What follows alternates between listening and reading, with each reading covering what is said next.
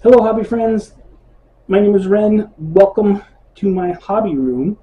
And today I want to talk about a new thing that I just started. I just got involved in, and that's 3D printing. I had a birthday a couple of weeks ago, and I bought myself a 3D printer for my birthday. It's something I've been thinking about getting for a long time. I got a filament printer, or FDM printer.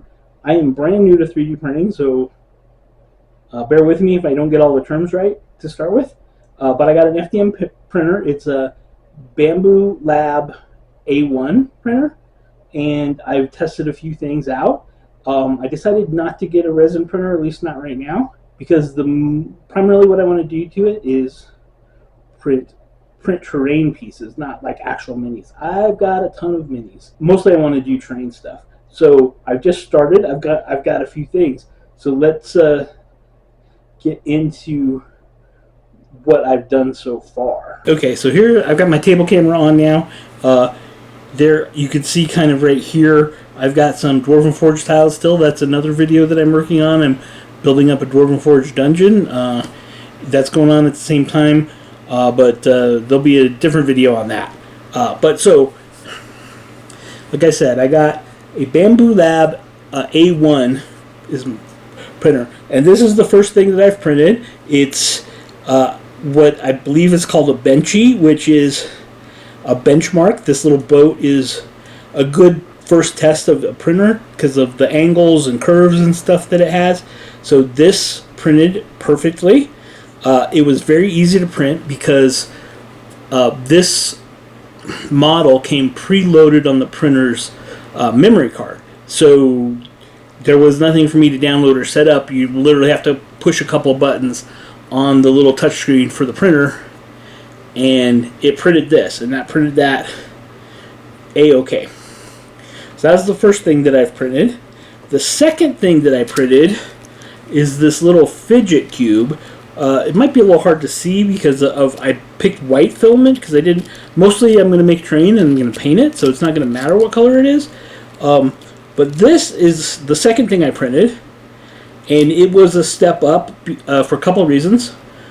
I printed this from the phone app that you can get and install from Bambu Labs. I think it's called Bambu Handy. But this was, you could just find it on the app and print it. So that was a step up. It wasn't on the printer's memory. You send it to the printer across my local network here at the house, across the Wi-Fi to print.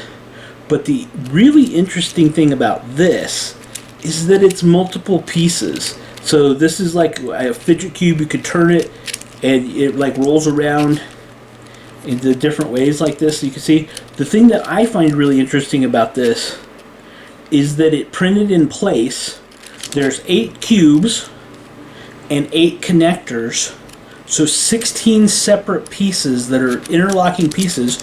You can't take this apart without breaking it, but it printed right in place. And then when it was done, a couple of the joints were a little tight the first time I did it, but after bending them a couple times, works perfectly. And I find this really interesting because I had literally no idea that filament printers like that could print separate interlocking pieces like this. So that's really cool. So that's really kind of ingenious on the way it's designed and the technology behind it. I don't know how that really how it prints it and keeps like the connector pieces from melding with the other pieces. I guess maybe it has to do with the temperature of the filament as it's being printed. I don't know, but that's really interesting. So that's the second thing, and it printed perfectly as well. So that was from the app, and then but I was like, okay, that's only what's preloaded on that on the app library, I guess. Of course, what everybody wants to do with a 3D printer is buy an STL file, right? And then whatever file you want, and then print it.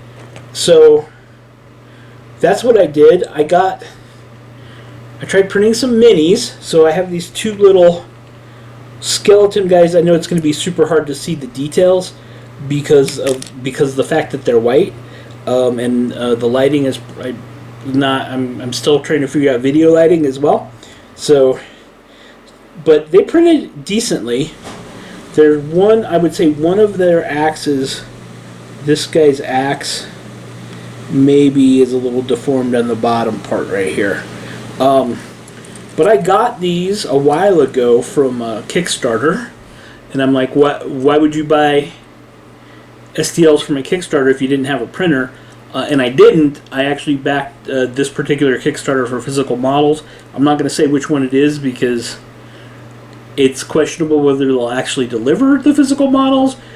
And as an interim, they sent out, like last month, they sent out the STLs to people who backed the physical models, which, you know, a lot of people, like a month ago, I didn't have a 3D printer, so that they were worthless. So anyway, I tried to print them. They came out okay. This is also, you can see here, you know, these files were pre-supported, so it had all the supports. The supports were able to be cleaned off pretty easily. That's not a big deal. I did print them with the standard 0.4 millimeter tip that came on my printer. I have a 0.2 millimeter tip also that I bought in case I wanted to try and print some minis. I have not tried to switch the tip on my printer yet, so that's one thing I still need to learn how to do. So we'll do that for the future. But this came out okay. I mean, it's at least feasible. I mean, these are. I mean, I think if I switched to a 2 millimeter tip, they would probably look even. They would probably look even a bit better. And the interesting thing is, this is a unit for a skirmish game, and these are skeletons. That's why they're so thin, by the way. Too. These are undead skeletons. It's a unit of 3 guys, and even though the third guy was pre-supported, me not knowing how to do anything on the slicing software, the pre-supported file, it was giving errors like I can't. The printer was like, this is gonna fail if you try and print it. So that's another space for me to learn, is to try and figure out supports or to correct it or whatever. But also another third step is I downloaded the slicing software that comes from Bamboo Labs, which is pretty easy to use, and literally just kind of plop these guys in onto the print plate on the slicer. Like I said, two out of 3 were fine. That third one didn't really didn't really the setup wasn't right, so I didn't want to try and print it. So I just printed these 2 guys. That's okay. So that's like my third thing. And now that I've done this video and shown these, I'm gonna get rid of all these trash right here. I guess I should save it. I think these are recyclable, but I don't have a way to do that yet. So the third thing that I did is then I actually bought some terrain STL files for terrain online, and I tried printing one of those, and this is what I really want to use it for. So I did print today one of this little building. It has, so this is, I bought stuff from a couple of websites, so I forgot where exactly I bought this. But this is called the Red Dragon Ramen Shop, and it's a little cyberpunk style ramen shop. So it has the roof comes off, so you can see it has a little cartoon ramen bowl character. It says Red Dragon, and then it has some writing, and I don't know if that's actual Chinese or Korean writing, or Japanese. I think it's just some weird symbols. It's not actual language. I could be wrong. And then so it has it has several, and this is a nice file. It wasn't very expensive, but it has some different options where you can print this bottom piece. It has the stools pre-supported, so you can just put it down on a street corner. Not pre-supported, but like integrated. It has a version where you can print it with or without the floor, and then you could print it with or without like a doorway in the back. I wanted the floor, and the only option to print with the doorway was also with no floor. So I just printed the floor version, and I guess the guy has to climb over to go home.